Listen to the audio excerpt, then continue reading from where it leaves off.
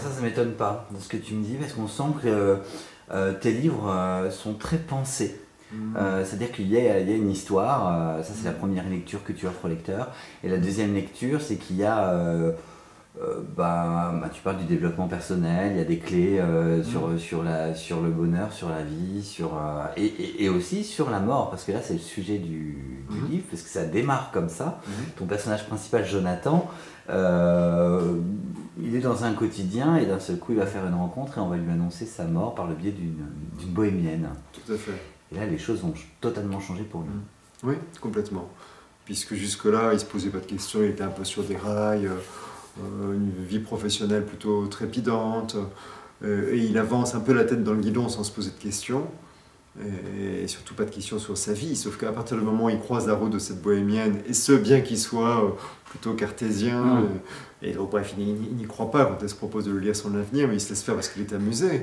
Et à partir du moment où elle lui prédit sa mort à court terme, en plus, sa vie ne peut plus continuer comme avant. Il ne peut plus rester dans son train-train quotidien, et il est forcé de se poser des questions sur le sens de sa vie, sur comment il veut mener sa vie, pour ce qu'il lui reste à vivre, que la bohémienne ait raison ou tort d'ailleurs. Ça l'amène à se poser des questions qui ne se seraient pas posées sans la conscience de la mort. Et je pense qu'à notre époque, dans notre société, on a tendance à vivre dans le déni de la mort. Autrefois, on vivait dans les villages et on allait le week-end fleurir les tombes des ancêtres. Aujourd'hui, on fait tout pour oublier la mort. On gomme même les traces du vieillissement. Et je pense que c'est au moins pour partie une erreur, parce que c'est quand on a conscience de la mort, et même, j'ai envie de dire, à partir du moment où on accepte le fait qu'on va mourir un jour, qu'on peut se poser les bonnes questions et donc véritablement apprendre non seulement à savourer chaque instant de la vie, mais aussi à savoir comment on veut vivre notre vie. Alors, si j'ai bien tout compris, entre ton discours, le livre, ainsi de suite, mais heureusement qu'on meurt. C'est ça. Heureusement qu'on meurt, sinon notre vie n'aurait pas cette saveur et cette qualité. Si jamais on était immortel, on partirait...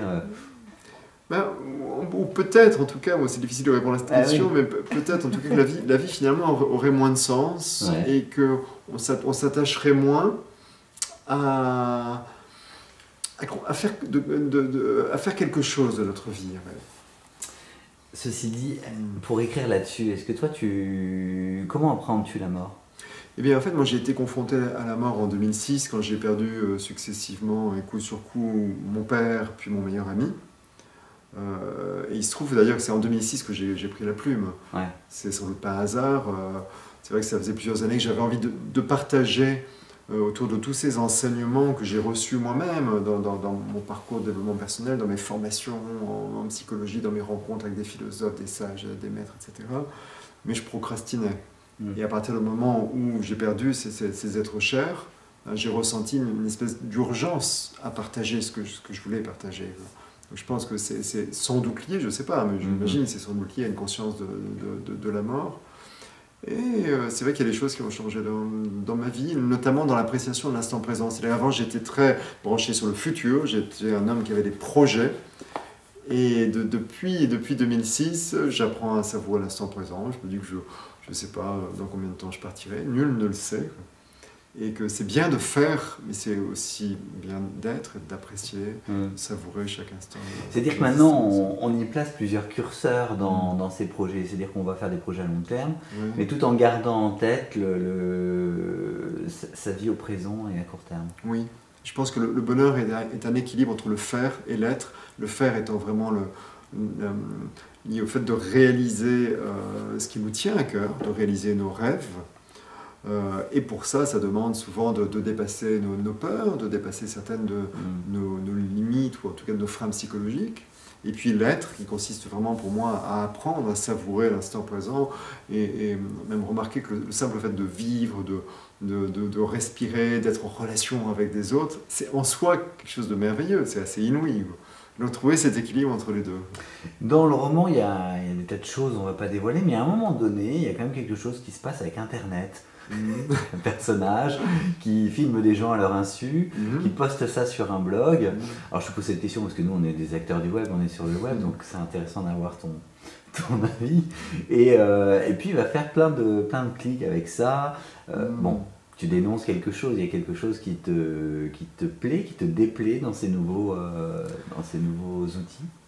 Non, en fait, ce que je voulais surtout dénoncer, c'est une tendance qu'on a à notre époque par rapport à l'humour. Quand on pense à l'humour dans les années 60, 70, même 80 peut-être encore, il y avait un côté bon enfant. On riait de bon cœur. Et maintenant, je trouve que de plus en plus, on a tendance à rire en se moquant des autres. Et ça me gêne profondément. Ça me gêne profondément pour plein de raisons. Et je trouve que c'est pas un humour très positif, c'est pas un humour très sain, notamment. Donc ça, il y avait ce premier élément. Le deuxième, c'est qu'on peut avoir tendance, avec ces outils qui sont fabuleux par ailleurs, on peut avoir tendance à vivre un peu par procuration. Et c'est vrai aussi dans nos relations amicales. Hein, c'est pas parce qu'un jeune a 200 ou 300 amis sur Facebook qu'il a des amis.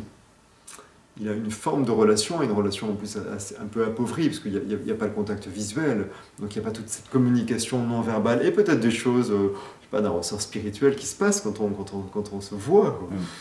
Donc, ok, on s'envoie des petits SMS, des petits messages, on en reçoit, ça nous fait plaisir, parce qu'on se dit, tiens, un ami a pensé à nous, mais c'est pas pour autant qu'on a des vraies relations. Oui, absolument. C'est-à-dire qu'il faut que ce soit un outil utilisé pour qu'on passe dans le du virtuel au réel. C'est ça que je cherchais. C'est peut-être la finalité, complètement.